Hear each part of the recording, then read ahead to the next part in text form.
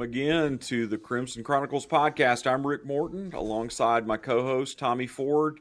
We're in the home stretch, Tommy. We're just coming very close to the end of the season, and we've got a fun back-to-back episode that we're gonna be this week and next week. We're gonna be getting into with a good buddy of yours. Yeah, Tom Stipe has been a friend for more than 40 years, and he is quite the Renaissance man. I'll tell you a little bit about Tom. The most startling statistic about Tom is, in my opinion, and I contend that Tom Stipe has witnessed more University of Alabama basketball games than anyone who has ever walked the earth. And you throw in hundreds of football games, and he may have attended more athletic events than anyone in history. But we'll get into that later. Sad. Tom Stipe, as a filmmaker, director, producer, Tom has won 20 Addy Awards for nationally televised commercials, documentaries, and short subjects produced for the University of Alabama and other corporate clients. While working in university relations at Alabama, Tom won over 50 national and regional awards of excellence. On the personal side, he dabbles in writing country music. He's a music aficionado, not only as a listener, but as a performer. He played in Steve Sample's jazz band while a student at the University of Alabama. He is a chef extraordinaire. His gumbo and his shrimp etouffee are to die for, and his brisket would top Bucky's brisket any day. I know because I've had all of them. He loves cars and even owns a convertible Corvette. But he calls it the world's most expensive cat bed. He coordinates the world audio feeds for the U.S. Open Golf Championship every year and has worked several PGA championships. In various engineer producer roles, he has worked Super Bowls, the Olympics, Major League Baseball, and the World Cup. He writes and has written jingles, radio ads, television commercials for many businesses, as well as for the University of Alabama and Crimson Tide Sports Network. He's the current president of the SEC Broadcasters Association. He is an honorary member of the A-Club Alumni Association. And my goodness, he's even best friends forever with the renowned James Spann, all the way back to their days at Tuscaloosa High School. Now, from a football standpoint, as a member of the Alabama radio crew, Tom's first game with the network was the 1984 Alabama-Boston College game in Legion Field. Not a good one to remember for the fans, but for Tom, it was his first. His latest was last weekend's Iron Bowl. In these 41 seasons on the gridiron, he's missed only 3 games. 2, the 91 Fiesta Bowl and the 95 Citrus Bowl, were games for which Alabama Network did not have broadcasting rights. And for the other missed game in Fayetteville against Arkansas during the height of the coronavirus in 2020, Eli Gold came down with COVID the week of the game, and the radio crew of Chris Stewart, John Parker Wilson, and Tom, not wanting to risk getting COVID the week prior to the SEC championship game, called the game via live feed from 3 separate booths at Bryant-Denny Stadium. Counting the Arkansas game in 2020, to which he didn't travel, Tom has worked in, as my count, 523 Tide football games for the network. And he's been part of the CTSN crew for 12 SEC championship teams and 7 national championship squads. And in basketball, which we will get into more later in part 2, on his network journey began on November 26, 1983, for the Tide's 70-50 win over Rider. And during this 41-season span, 1,281 Alabama basketball games have been played, give or take a few, and get this, to the best of Tom's recollection, he's personally witnessed all but about 20 of them. Several times a road game or a tournament game fell during an Iron Bowl or Thanksgiving or SEC championship game weekend, so his duties in the football broadcast booth took precedent. He was sick for a trip to Wisconsin. He missed a couple games for family weddings or events, and he missed the Gonzaga contest in 2022 due to the college graduation of his daughter, Sarah. And of course, during the 2021 season, COVID prevented any school's radio crew from traveling to road games, although the Alabama crew still called the games from a live TV feed. So his 1,200 or so games doesn't even count the games he attended when he was a student at UA or in the time between his graduation and the time he started working at the network. He's seen 7 Tide basketball teams cut down SEC championship nets, 4 under Wimp Sanderson, 1 under Mark Gottfried, and 2 under Nate Oates. He's worked 21 NCAA tournaments, including multiple Sweet 16s, 2 Elite Eights, and last year's Final Four. And I am out of breath talking about Tom Stipe. Tom, welcome to the Crimson Chronicles podcast. Good grief, what an intro. You just violated the first rule of broadcasting, Tommy. You dug yourself a hole. You promised a second episode, and I may not be any good. So your intro may be blown already. And I'm probably not going to be any good because you're better at describing me than I am. But thank you for all of that. It's good to have one fan. If you were an agent, I'd be a rich man. It's just great to have you, and I've told you this for months that I'm going to get you on. So here you are. Yes, well, let's get started. Told me is a different way of describing it. Cajoled is the word I would use. Okay, how does someone living in Knoxville, Tennessee, as a child become such a big Alabama fan? Tell us about your journey to Tuscaloosa. My journey to Tuscaloosa was home for my mom. My mom and her sister grew up in Tuscaloosa on 13th Street, a neighborhood then known as Capstone Court. And so I grew up in Knoxville on the set of The Wonder Years, a great little neighborhood with some friends that I still keep up with. They tend to reach out when the Vols win. Lately, I've heard a lot from them. But we were the Bama people in the neighborhood, and it was a wonderful childhood. I recall vividly we played tackle in the front yard with the neighborhood kids, preferably in the rain, so it was muddy. And I can vividly remember trying to throw a football left-handed because Kenny Stabler was my favorite player. So that's how I never was anywhere else. I was in Alabama even when I was not. Yeah. And your dad was a pharmacist and was a pharmacist in Knoxville, but before Knoxville, he was in Nashville. And tell us about your parents' friendship with the Belichicks. It wasn't those Belichicks, it was his parents, Coach Belichick Sr., and I obviously remember none of this. I was not alive. My parents, my dad's first job was in Nashville, and Coach Belichick Sr., I think, was an assistant coach at Vanderbilt. Lucy and Ricky and Ethel and Fred lived across the hall from each other in an apartment complex in Nashville and went out together all the time, had dinner together. They were the fastest of friends.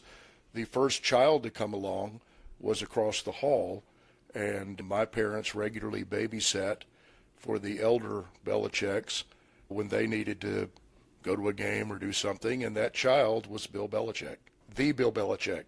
That's amazing. Tell us about your neighborhood friends and what they did after Alabama's defeat to Tennessee, coached by Bill Battle in 1970. That's right. In 1970, Coach Battle was the youngest Division I head coach at the time.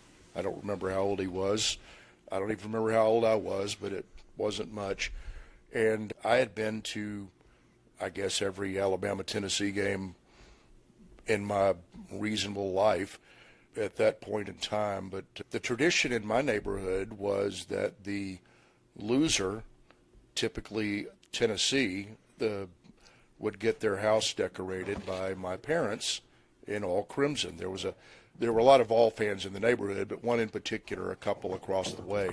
And I remember tromping over there as a 7 and 8-year-old while my parents threw crimson confetti and streamers and all of that stuff.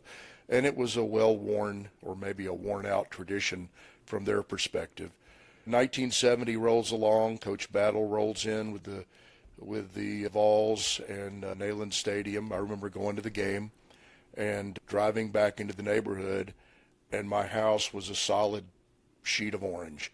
Streamers, everything you could possibly think of, including a teddy bear hanging from a noose from a branch of a front yard tree wearing a houndstooth cap or hat. Clearly, they'd been saving up their ideas for a while. It had been a while since they had the opportunity to use them. But so the next morning in the Knoxville News-Sentinel, one of the few newspapers that still exists, full color above the fold picture of my house with the game story. And 40 some odd years, Tommy obviously would know that to the minute later, Coach Battle, the new AD at Alabama, walks in our booth, and I say to him, "Hey, do you remember when you beat Coach Bryant in Knoxville and the Knoxville News-Sentinel featured a story and a color photo of a house decorated in orange?" He said, "Remember it? It's framed in my office right now." To which I responded, "It was my house. Thank you very much." He got a kick out of that. I think the very next year we started an 11-game winning streak against Tennessee. You've had the last laugh on most of these. What brought y'all to Tuscaloosa? It was home for my mom, and my dad was a pharmacist and had gone from working in one store to working in several and traveling around. And you are obviously familiar with the retail drug business since Robin, your wife, is a pharmacist. And got to the point where he was, or somebody in the house was tired of that. So what got us to Tuscaloosa was the old adage, if mama ain't happy, nobody's happy. She wanted to come back. Her sister, her mom were here. And my mom and dad met here in Tuscaloosa. So it wasn't foreign territory to him. He met my mom as a cadet training at the old, what do they call the place over by, it's a bowling alley now, but where the barracks were off of McFarland. But he had met my mom. Northington, yeah. Came back and went to school for a couple of years before transferring to then Howard College to do pharmacy. But so he was a Bama guy too. And so they finally pulled the plug. And right before my senior year of high school, we moved to Tuscaloosa. And it was familiar territory to me. We were here a couple weeks every summer. We were here for Christmas. But that was the story. I was an Alabama guy out of place, but it's one of the reasons that, you know, most guys like me and you with the gray hair recognize the Tennessee rivalry on a scale beyond the Auburn rivalry. But I don't dislike Tennessee. I certainly root for Bama, but I have a lot of good memories there. Tell us about your days in Alabama. You finished Tuscaloosa High School and started at Alabama, and you worked for the legendary Burt Bank at WTBC Radio. We talked to Tom Roberts about that on that podcast, and you were 10 years after Tom or so, but still, Burt was still there and a big figure in broadcasting. We were fraternity brothers in the 15th Street School of Broadcasting, and I like to say when I was in school, I fell in love with two things. I was already in love with music, but I fell in love with radio, and James Spann was a big part of that. I loved radio at the time. I grew up in the 60s listening to music, and I listened to the legendary John Ward called Tennessee Games and was fascinated with all of that. But James found it before I did, but I did find it, and but as soon as I figured out how much fun it could be, I just had to do it. And ultimately went to work reading news on the FM station, which was the bad station at the time, and changing tapes for the automation. But what I really wanted to do was spin records on the big rock and roll radio station in town. And it wasn't too long before I got that chance. And I was going to class-ish and doing a radio show. I was a full-time disc jockey. I had a daily shift. And I was also playing and still playing in bands, not just the Steve Sample jazz program, which was world renowned back then, may still be. Mr. Sample is long gone, but he was the Coach Bryant of music to me, Sure. frankly. But I did all of I was playing in an R&B band at the time because as a horn player, that's where the work was. But fun times. Probably missed you at all of the academic scholar meetings, Tommy. I know you were there as the editor of the Crimson White, but I don't ever remember not knowing you, but I have no idea when we met. I agree. Let me ask you a quick question before Rick asks his question. When you were spinning records at WTBC, what was it? Classic, what we now call classic rock, or what sort of songs were we hearing back then? It was the top 40 station of the day, but TBC always prided itself on having a little wider playlist and some album cuts. And I know you've heard Bert talk about this and brag about it, but the talent that went through that place, from James Spann and Dave Baird to the Russ Davises of the world, the Greg Basses of the world. We've had alums in every major market in America, and it was astounding the quality that came out of that little radio station on 15th Street. Yeah. Tom, your love for radio and your love for Alabama sports found their nexus in November of 1983 when you, according to Tommy. Well, I don't know. All things Alabama history, we trust Tommy. We do. It's in the blog, He writes Tom. books. He writes books too. That's right. Broadcasters are good It's in for the 30 blog. seconds. I don't journal anything. According to Tommy, in November of 1983, your broadcast career began with the Crimson Tide Sports Network. And so how did that happen? How did those two loves finally come together? It was interesting, and there's a funny story that goes back to the TBC days. I'll tell you the story. I don't even think I told you this one for your novel you wrote about me earlier, Tommy. But so I had become friends with Paul Kennedy, who was then the voice of the Tide. I was whatever I was, director of broadcasting in the in-house ad agency that University Relations really was. And Paul and I became friends, and we started doing a radio show together because Paul was an entrepreneurial kind of guy, and I had production facilities, and the people in our area were fairly entrepreneurial, so I produced a show with him, which was a precursor to what is part of our pre-game show now. But we did a weekly show with Keith Jackson, which was the show, the SEC Today. I don't even know which came first. Keith and I worked on the original Bryant Museum video that I think still plays at some point or someplace in there. But Keith and I became friends, and the three of us became partners in a venture that was to syndicate a weekly show about SEC football. And I was on the phone with Keith every week. We would swap scripts by fax, which was the way we did it. And he would record voice tracks on quarter-inch tape in Los Angeles, or Burbank really, and FedEx them to me, and we would post the show. It was a helicopter. There were so many moving parts.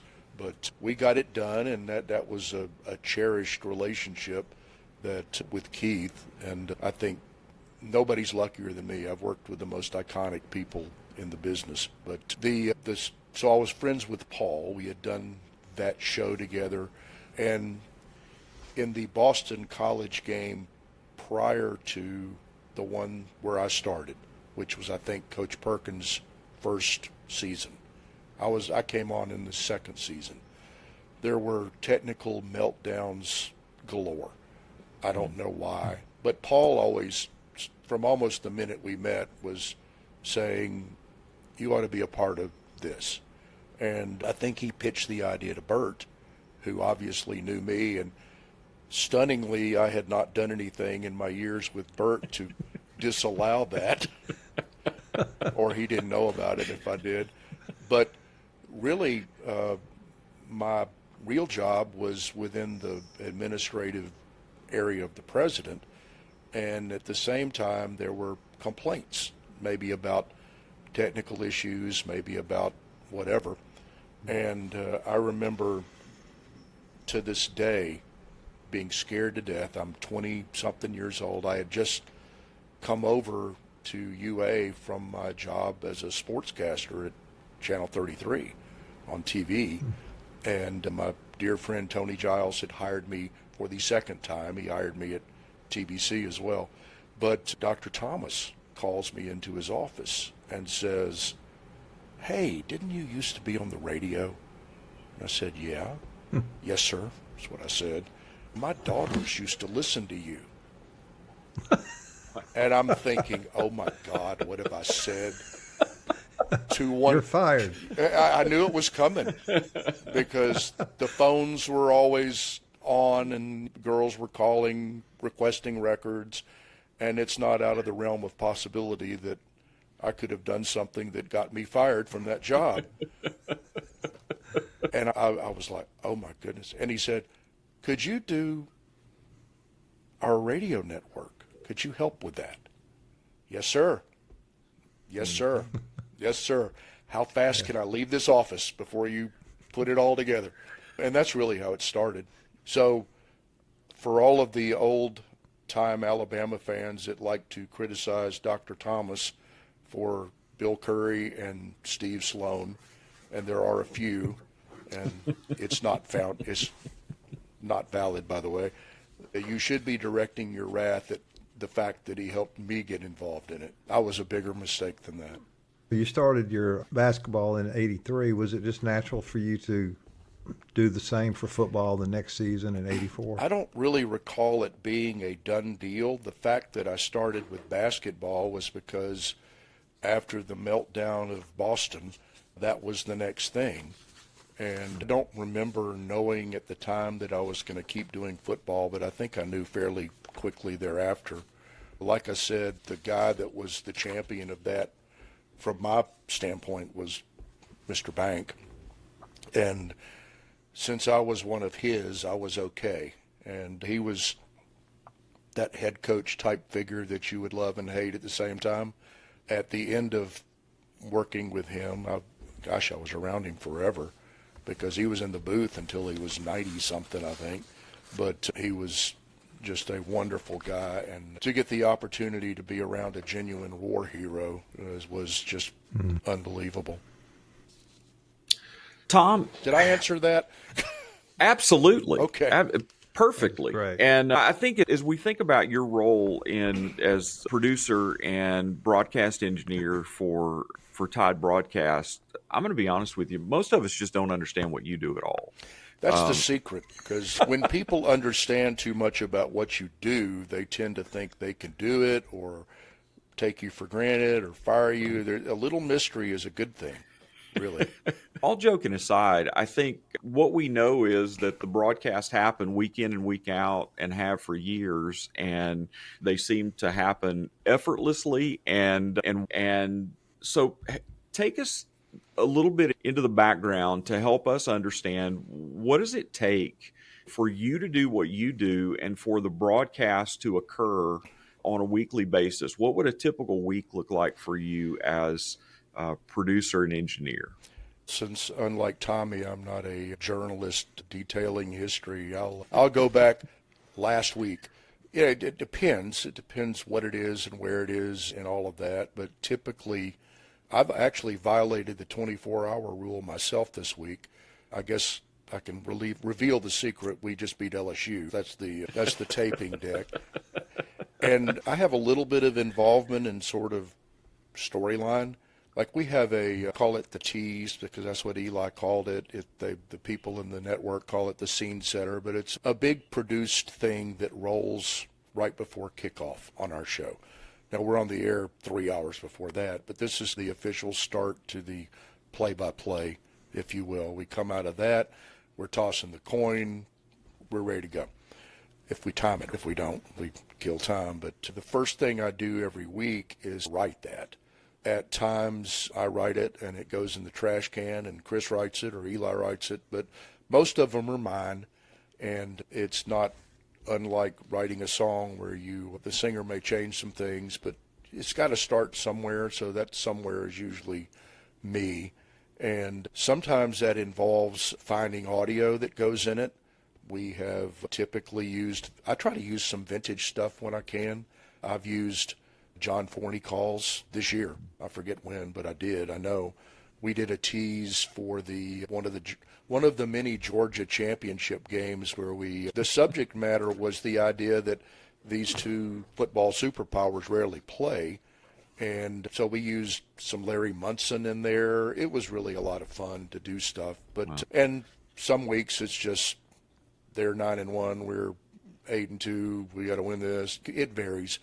But the premise of the LSU tease, the one that just rolled, was for everybody that is clamoring for a spot in the CFP playoffs, welcome, round 1 today. You don't win, this is a must-win thing. That was the idea. It just sets the stage, paints a storyline, and then we go from there. I will, normally for a home game, I'm in the booth throughout the week. I'll get my stuff up there and I'll start building things. I take my time and fit it in around other things that I do. On the road, I'm in the stadium mid-morning Friday without fail and spend 4 or 5 hours at least building what we need to do our show. For home games, it becomes more complicated because there's 2 of them. There's actually 3, but I don't have anything to do with the part of it. But because we start outside, we're basically the opening act for whatever band is playing outside the stadium. So that's a different setup and a different sound check. It involves PA and all that. That's a throughout the week thing at home games. It's a Friday thing on the road. Every now and then I'll leave on a Thursday, now that I can, since the coaches' show has changed days. Like for Wisconsin, I'd never been in that stadium. And the one basketball game I missed because I was sick was at Wisconsin. I hadn't been in Madison. I'd done golf tournaments in Milwaukee and Whistling Straits, but I'd never done anything at the University of Wisconsin. Because I flew up late. I got to Milwaukee at 7 or 8 o'clock at night, and I was in the stadium early just because I wanted all the time I needed to figure out where my problems were. I like my problems on Friday, not Saturday. So that's the deal. There's a talk show in the middle of the week. Now it's on Wednesday. There are discussions that are had about spots that have to run and who the guests are and what have you. There are other people involved in that. But luckily we're at Bob's. We're the house band at Bob Baumhauer's restaurant, Victory Grill. It's like a house band gig. I leave my guitar set up all the time, and I'm ready to go at a moment's notice. But that's it. It is not a full-time job, but it sure feels like it sometimes.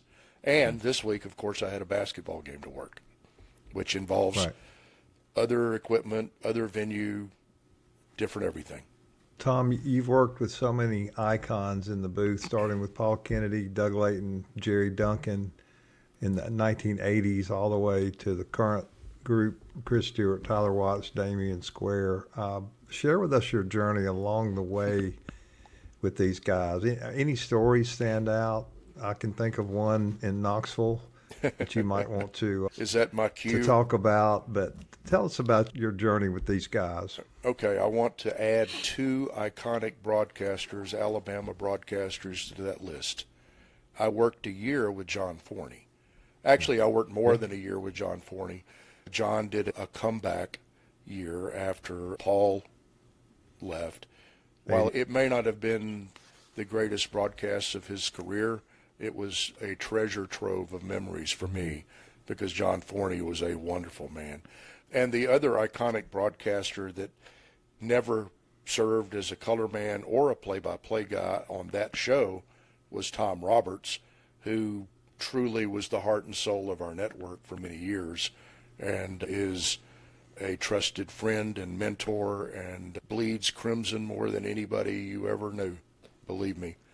And I think he's been on your show because he said yes before I did. Yes. But the journey, it started with Paul and I were friends. We were about the same age. We were doing a lot of the same things that 20-somethings do and went into business together, and it naturally flowed to the network. And I told a bold-faced lie to Dr. Thomas. I had no idea what I was doing. I knew audio. I knew radio. I knew a lot about our network because as a employee of Bert's, one of the things you did on weekends was to run the games on the local station level. So I inserted commercials. I knew the score a little bit, but that was great. For me, I was thrilled to be with Doug Layton because he is a legendary figure in music radio, and that was the world of radio that I came from. So Doug, to me, was a big deal, and there has never been a funnier human being than Doug Layton. And the one-liners and the things he would come up with, the story in Knoxville. And I've heard this misreported a few times, and I'll defer to Tommy, who knows all details about all things. But the way I remember it is this. We are in Neyland Stadium on the banks of the Tennessee River, and Paul Kennedy, who would scene set you into delirium by, I can't even do Paul, but every little detail. It's a sea of orange on the banks of the Tennessee River. The Big Al is here. The $1 Million Band is here. And it just went on and on. Layton's rolling his eyes, and I'm trying to stay awake. But that's Paul, and who is still a dear friend. Yes. And at the end, he says, and down in the checkerboard end zone to my left sits the blue tick hound, Smokey. And without missing a beat, Doug Layton says, if I had a scope, I could drop him from here. It is still the singularly best ad-libbed line I have ever heard. Absolutely. And I probably messed the line up. And I've heard some good ones because that little left-handed quarterback that I liked a lot, he was pretty funny too.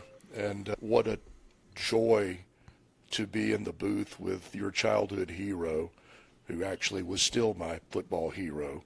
There was nothing better. That's the thing that makes our show and any radio show good is the chemistry between the guys. And you can tell the difference if people barely know each other, if they don't like each other, God forbid, or they're just working. They're just working. They show up, they do the job, they leave. They don't have relationships, they don't know each other. That's not the way our show has ever been. From the minute I got there, Doug Layton, who was the old hand, and Tom Roberts, who I knew from my days in TV, took me in and welcomed me, and I've been part of the family ever since. I never thought in my wildest dreams that I would be the oldest part of the family, but in life you go from the youngest guy there to the oldest guy there if you keep at it. But I've been lucky to do monumental sporting events for Bama, for others, Super Bowls and stuff like that. But nothing ever compares to doing your school with your friends. And for the most part, that's what it's been. And the relationships with those guys, every one of them is a friend that's still alive. Jerry Duncan is as fine a human being as you will ever meet. And he is the consummate financial guy. If you call him on the phone, he answers like the building's on fire. It's milliseconds. And Doug was the most talented guy ever. Eli was a pro's pro. Eli's big brother to me, and Chris is little brother. That's the way it is. And I've learned football from the way our show works. I've got the sideline guy in my ear the entire time, and there is a running conversation because it all goes through me to Chris. I'll tell Chris when Damien has something, or I'll suggest something to Damien, but I'm talking to these guys to get a feel for what they're seeing and suggesting things, or they're telling me what they think. And so all of that is occurring while we're on the air. So my left ear is that. In my left ear is Damien Square and Jerry, who's been referred to many times from the studio. In my right ear is what's on the air. And if Chris or Roger or Tyler hit a talkback button, that's in my left ear. So I instantly know what's on the air and what's not. Wow. But so there's multiple conversations going at once. But I've learned a lot of football from all of those guys, the football players, because I'm talking to them all the time. And so what I think generally is what they think, because they know what they're talking about. Same thing for hoops, because Pasick knows more hoops than I ever thought about, even though I have seen a lot of games. But nothing beats Kenny, because Kenny was my hero, like I said. And to emphasize the family part of that, my daughter Sarah, who is now 24, to her, he was Uncle Snake, because we would get together for dinner. She and Sharon were on the road, or we were at our house or whatever, but the connection between the two of them was just magical. Kenny was a wonderful human being, probably the most misunderstood person ever. And by today's standards, there's very little that he did that even is a blip on the radar. But good Kenny story. It was 2000, January of 2000.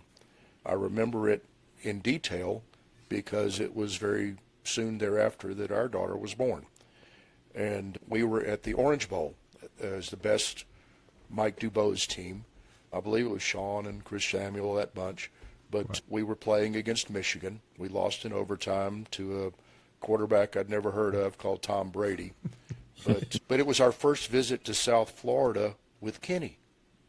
And there's another quarterback of note that lives down there, Joe Namath. So we're bopping along in the first quarter, and in walks Joe. Instantly, Kenny turns into the wide-eyed freshman, seeing his hero. Joe walks in the booth. We're on the air. We're not in a break. We're on the air. Joe walks up to Kenny and kisses him on the cheek while we're on the air.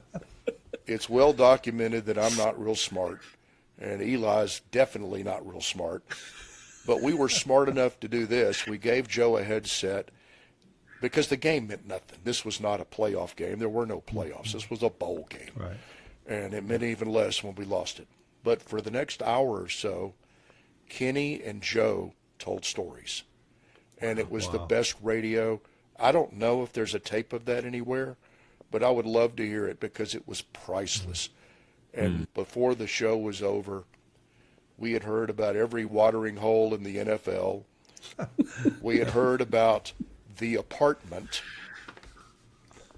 I don't know anymore, but they referred to it several times. There was an apartment that they both made use of, Joe's little black book, and Kenny's theory on how Joe really hurt his knees, or at least as much of it as he could tell. It's good radio, and I'm sure our sponsors missed a spot or two, but we were going nowhere. To the point of Kenny being a misunderstood guy. Times were different. Snake was well aware that the legend of Kenny Stabler, and Joe is too, is what gets him paid. It's how he makes a living, how he made a living. And the old Raiders, the whole aura of them, there was a lot of truth to it, don't get me wrong. But Kenny's idea of a big night, at least in the time that I knew him, was to have a glass of Merlot and tell stories, listen to some music. And Kenny liked people. Nothing ever bad happened to Kenny that probably couldn't have been avoided if he just said no to somebody. But when he left the network, when the episode happened down at the beach, I guess it was, and the Mobile Press Register was just going after him. He was involved in a nasty divorce with Rose, and Kenny's a pretty private guy, even though he's a public guy too, but he didn't want anything to do with anybody. He basically went into seclusion. And I had a long conversation with him after the whole thing happened, but he pulled himself out of the network. We went with a different color man every week for a year, you may recall. Yeah. But Kenny basically went to the beach and pulled a Jimmy Buffett. He just disappeared, and replaced him a year later. And it was just very rare to hear anything from him. But for the most part, when you did, it was through his administrative assistant, Kim, who was also his true love. But I digress. Yeah. The 2 years or so later, this is Kenny. I am in the area outside the operating room at the Andrews Clinic. Our daughter is having a knee surgery, and I'm there with my wife Sharon. Sarah, as any 12-year-old, is clinging to her phone, 12, 11, something like that, before going into the surgery. And I'm there with Lyle, and we're chit-chatting. We're hearing all about what's about to happen, and Sarah's phone goes off. Good luck. Love you, Uncle Snake. Kitty. That's who he really was. Wow. Tom, you're currently on your 9th head football coach since you began your role as an.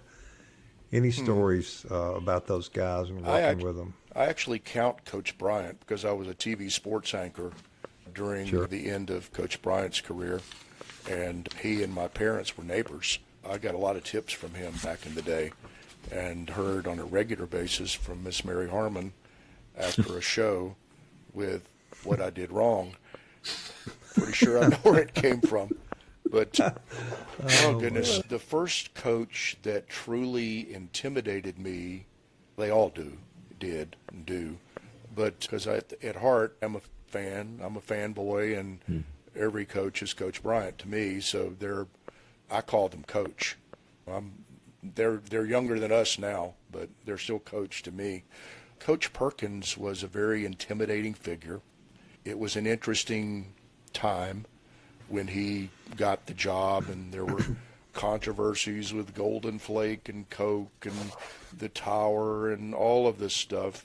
And I was around him a good bit, and he scared me to death. I was young, and he just scared me to death.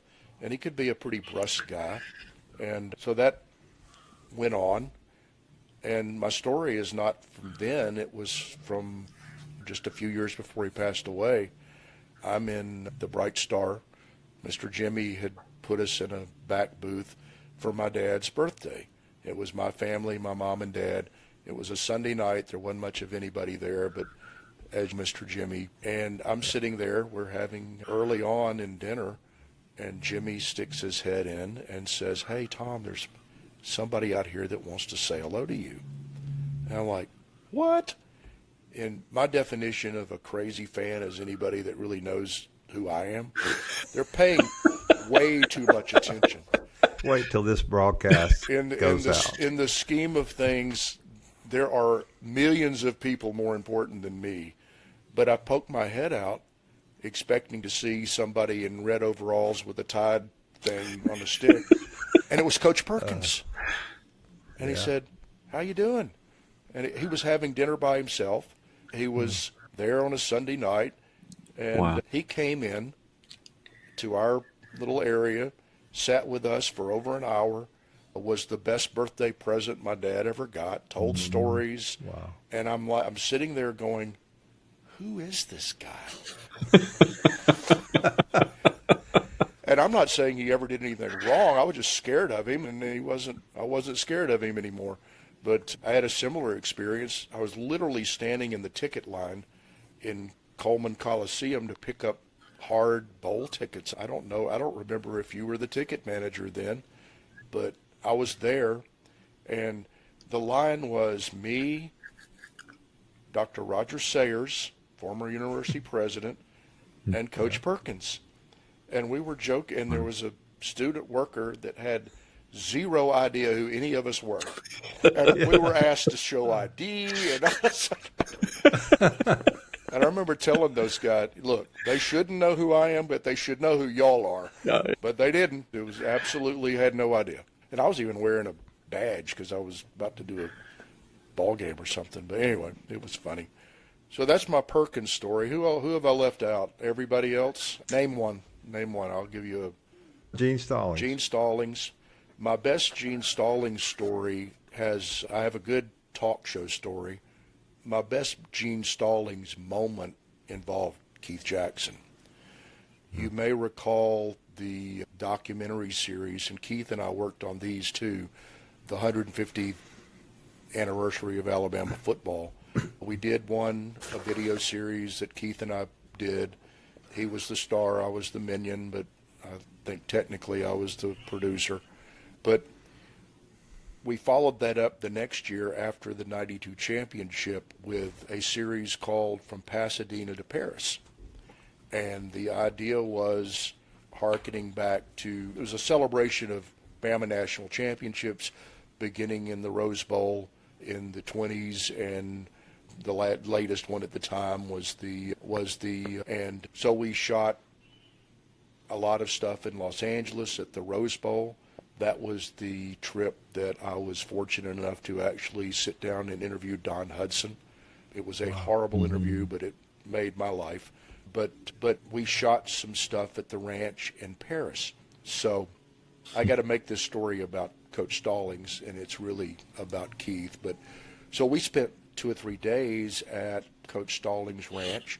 The first day we got there, Keith and myself and Coach and Miss Ruth Ann and John Mark and or Johnny and a couple of the daughters went to his favorite Mexican restaurant in Paris, Texas, and we just basically moved in, made ourselves at home. We had cranes and dollies, and we were doing the whole Hollywood deal, and to which Keith and Coach laughed incessantly.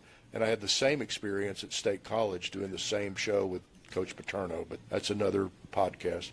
But we're at Coach's house all day. We're shooting. We're staying at the beautiful Holiday Inn, Paris, Texas. And I remember at the time I had the first of the cell phones was the big Motorola 800 brick cell phone. So I had that, and that was the timing of it. But we had finished for the day. I'm driving Keith back to the hotel. We get to the hotel. He goes to his room. I go to mine. And one of the loves of Keith's life, besides his wife Tori, his family, and college football, was Stoli vodka. Loved it. Absolutely loved it. Not to excess, but Keith had been known to enjoy a cocktail. I get to my room. I don't know how old I am. Am I in my 20s? Maybe I'm 30 by now, but I'm hanging with Keith Jackson and Coach Stallings. This is pretty Eddie stuff for me. And the phone in the room rings. Tommy? Keith. I'm in room 229. Bring ice. That's what he said. So immediately, yes, sir. I get my ice bucket, fill it with ice, go down to his room. Door was cracked open. I go in. There's a chair. He is on the bed in boxers. He pours me one. He pours him one. And don't think I have ever had a straight vodka in my life, but I sipped a little bit. But he's telling stories, which he likes to do. He was such a wonderful... The thing that made him such a great broadcaster is he was a storyteller, first and foremost. Yeah. And I remember him telling me, don't let what you can do get in the way of what you must do. Just tell the story. Like Coach Saban says, be where your feet are. What's happening in Knoxville or Baton Rouge may not be as important, may be more important, but that's not where you are. So anyway, Keith was wonderful in every way there is to be. And we could do a whole show on him. But thankfully, as he's telling the story after story, the next story I hear 3 or 4 in is I still have the big Motorola cell phone, and I call home and I say, okay, here's the situation. He has a Holiday Inn plastic cup filled with ice and Stoli balancing on his chest. He is asleep. What do I do? The advice I received was, do everything in your power not to wake him. Remove the glass, leave. That's what I did. That's not really a Coach Stallings story. The best Coach Stallings story was the old radio show that was the precursor to Hey Coach, we used to call Tide Talk. It was the same show. We took calls. We were at a Baumhauer's. I don't even remember which one. But Coach is sitting there with Eli. And this was the time, remember the Russell Athletic controversy when we switched to Nike? Yeah. And I don't remember when that was, but caller after caller were taking issue with names on the jerseys and the Nike swoosh on the jersey. And Coach handled it like a pro. A couple of 3 times, but every call was, how dare you deface the traditional uniform? of the Crimson Tide. And finally, Coach had gotten to the end of his rope, at his wit's end. And I could see literally smoke coming out of his ears, having to answer this damned question one more time, believe me. But he gets tongue-tied. He can't come up with the word. And he says, oh, no. He'd already gone into how much money and saving widows and children and everything we could possibly do to justify it. But he said something along the lines of, I don't know why they do this. I don't have anything to do with it. But if Nike wants to put, and he couldn't come up with the word. And he couldn't come up with the word, and we're waiting. And he says, a swastika on the jersey, that's their right to do. Oh my goodness. So you realize I'm sitting with a Jewish guy from Brooklyn, and Eli very graciously says, we'll be right back.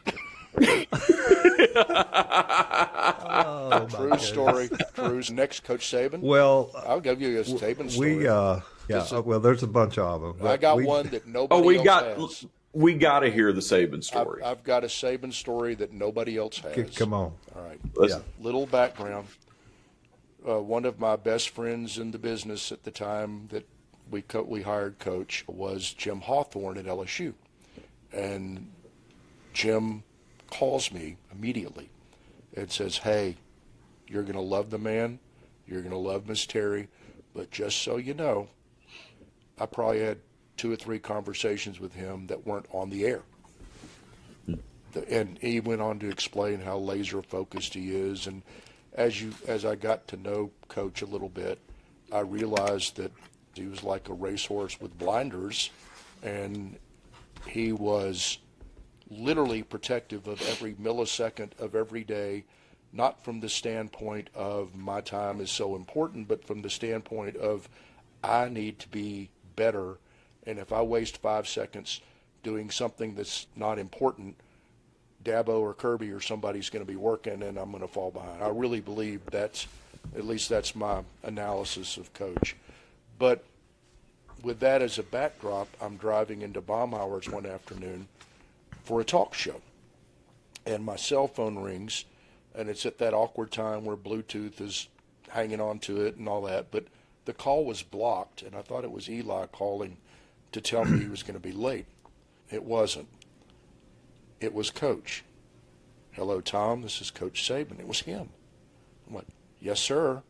Tell me about that Mercedes you have for sale at Warren Tire.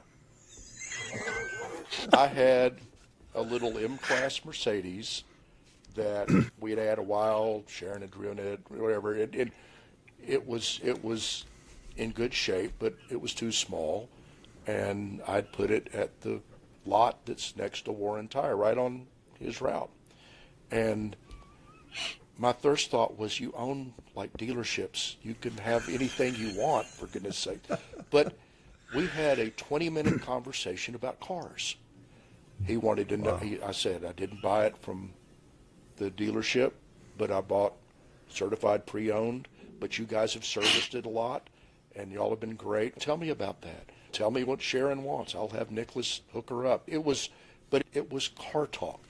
And I think that it was something he likes to do that had nothing to do with football and treasured memory. He said, think about what part of this story I can't tell. He said, the big logistical problem to get it, he told me he had you know about the house in Lake Burton, but we have a little condo down in Florida, and I've got a C-Class down there, but it's too small, and I think this would be perfect. I know you would take care of it. And I'm like, yeah, you do. And it was great. But the end of the call was, I don't know if Miss Terry will let me do this, but I'll let you know. And apparently she didn't. He did not buy the car. But that was priceless. We could talk about coaches for a couple of hours. But from the booth, back to your time, you've witnessed 12 SEC championships and 7 national championship squads. What are your favorite memories of any of these teams? The first national championship is that I was in the booth for. For me and you, we had a few before we started working for a living, but that one's always going to be special. Jay Barker's going to be special to me. Antonio Langham, George Teague, that team that, unlike later years of our life, we really didn't expect to win a national championship with that team. Nobody else did beside the guy in Phoenix, was it? What was his name? Yeah. Corky or whatever? I don't know. But Yeah. that was special. The first Saban. Corky Simpson. Yeah, that's it. You would know, of course. You wrote a book about him, I'm sure. The first Saban championship was very special to me just because I just started thinking about it. We played Clemson the year before in Atlanta and absolutely dominated them. It was the first time in a long time I had seen a Bama offensive line just totally maul another team. And I think that we truly put ourselves back on the national map that day. And that team went on to go undefeated and lose to Tim Tebow in the SEC championship game and then play Utah in the Sugar Bowl, regrettably. But the next year, so the expectations were back where Bama fans realistically have them. And that team was just special because we did it. They did it. I watched. But to me, and you're a historian, I had done some of the historic video pieces with Keith. So we had explored the Rose Bowl and the train to the Rose Bowl. And I had interviewed Jeff Coleman, who was the business manager, I think, or the SID of that team. And Wu Winslet, I think, for that piece. He wasn't on that team, I don't think. But anyway, all of that just stuck with me. And I remember, I think that was the first time that we really scripted a line for the close of a broadcast. Not that Rose Bowl, we did for that, but the victory over Florida in Atlanta the second time around with Coach Saban, we had the line, Bama fans, the dreaming is over, you're going to California. That was the Eli's close, which I wrote. And we regularly, from that day on, wrote stuff like that for games like that.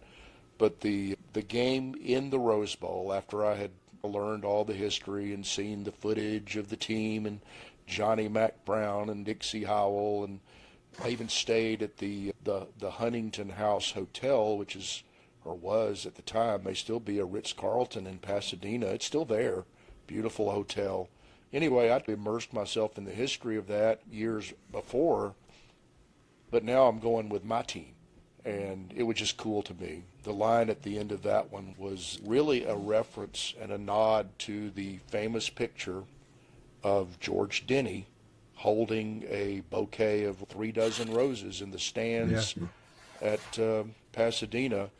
And the line was, the roses in this grand old stadium are once again crimson.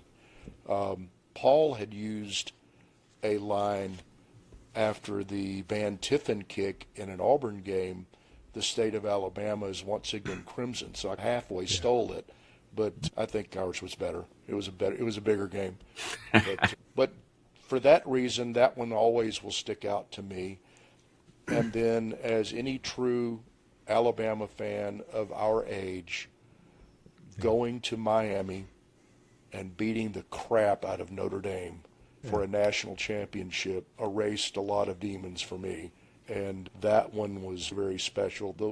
Both of those teams were loaded with NFL talent, two of the best college football teams ever to play each other again. And for us to run them off the field like that was unbelievable. I think the line for that one was, it was a crimson tide that rolled into South Beach, washing up with it national championship number whatever it was. I don't remember what it was. Yeah. What was it? You would know. You wrote a book about it. I can't count backwards. There's been so many. Yes, there has. Or not, depending on how you look at it. But yeah. But no self-respecting Alabama fan is not going to include a Notre Dame win for a championship. That was 15, by the 15, way. there it is. That's right. That's right. Amen to that. Yes, sir. So Amen to that. those kind of stick out to me. Tom, what about memorable plays? What are some moments that you got to be part of that?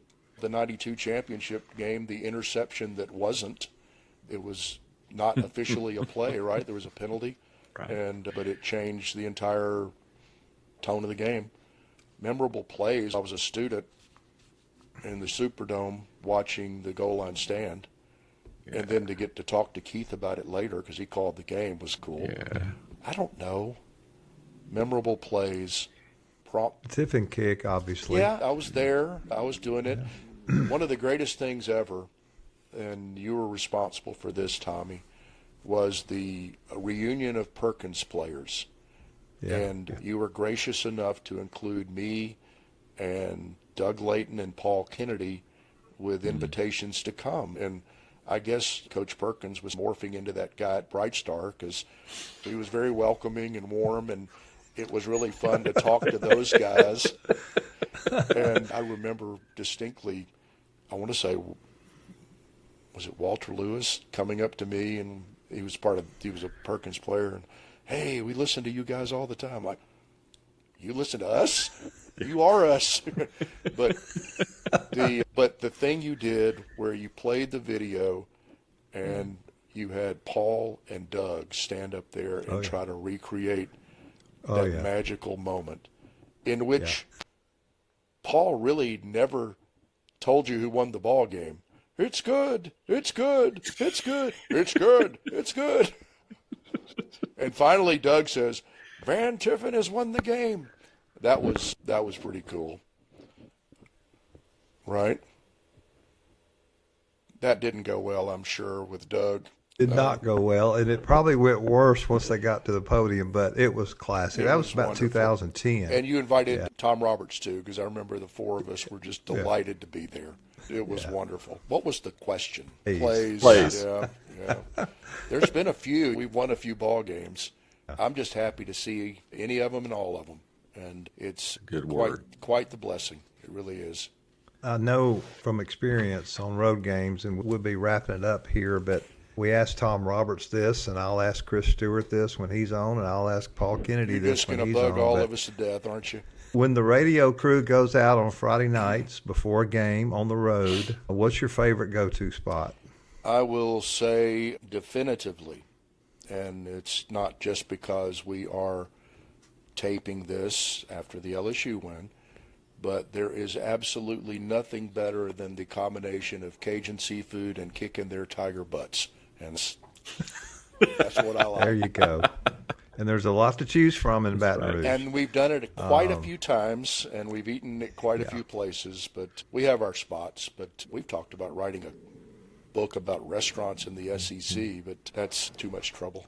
Tom Roberts' favorite was Herman's in Fayetteville. Oh, I'm so upset that the league has taken Arkansas out of our life on an every other year basis, because Herman's Rib House, we learned of Herman's from Mike Nail, who was the voice of Arkansas basketball right after they came in the league, and remember those great Nolan versus Wimp matchups. This is probably a good segue to your next show, but Mike Nail takes us to this dilapidated White House stained with smoke that didn't even have a sign. You had to know where Herman's was. And the most spectacular, it's a roadhouse that is decorated in everything that ever had a red pig on it. And pictures of all hogs of every variety, every league they've been in, everything. But it's just wonderful. And we've become friends with the owners that own it now, and they actually get us in on occasion. But it's a great place, Herman's Rib House. But what you want to do is you want to do the ribs as an appetizer for the table and then go steak. That's the ticket. But the dessert menu is extensive now. They bring out a wicker basket full of blow pops, a little candy with a bubble gum inside on a white stick. Yeah. That's dessert. Okay. Tom, just one last question before we wrap up the football portion of the podcast. Oh, Part God, two. we got to do more of this? Yes, we haven't even gotten to your basketball Goodness. history, and there's a lot there. But how does it feel to have been doing what you love for so long and for your school? It is an honor. It is a blessing. Every now and then it's a curse, but there's nothing better. You are the ticket guy that there are people that pay thousands and thousands of dollars to sit where I sit, or the equivalent thereof, and watch their team. If I was doing a team I didn't care about, and I do broadcasts of people and teams I don't care about, but this is my school, and these are my guys, and I've been a fan since I was a kid, and to be able to do that, unbelievable. Just the honor of a lifetime. Rick, close us out. Wow. Episode 1. It's pretty good stuff. Tom, one of the things that I was struck by as we were getting ready for this episode is I went and tried to find a picture of you on the internet. I hope to goodness you didn't get one. It was like trying to find Tim the Toolman Taylor's neighbor with the fence Just in front. ask Tommy, he has everything. But the truth is, I think folks know your name, folks know your work, but man, thanks for an opportunity to be able to get to know you a little bit. I appreciate it. All kidding aside, it's great that somebody cares, and you guys are Bama people. Of course I'll do it with you. Of course. If this was an Auburn show, I might not. There you go. They don't ask me. That's right. We're going to ask you back. We want to do this again. Next week, we're going to talk about basketball. We're going to spend some time talking about the over 1,000 games that you've been a part of in Alabama basketball history, and we're going to have a great time with that. And so, folks, if you're out there, I just ask you to continue to ride along with us. If you would be so kind as to like, rate, review, please subscribe to the podcast. That helps us a ton as we continue to try to put this show together for you, and we'd love to hear from you. Let us know how we can serve you, how we can help as we continue to try to build a little community around this Crimson Tide family that we have. And Tom Stipe, we're going to finish this episode the same way we finish every one, which is just giving the folks a big roll tide. So roll tide. Roll Tide.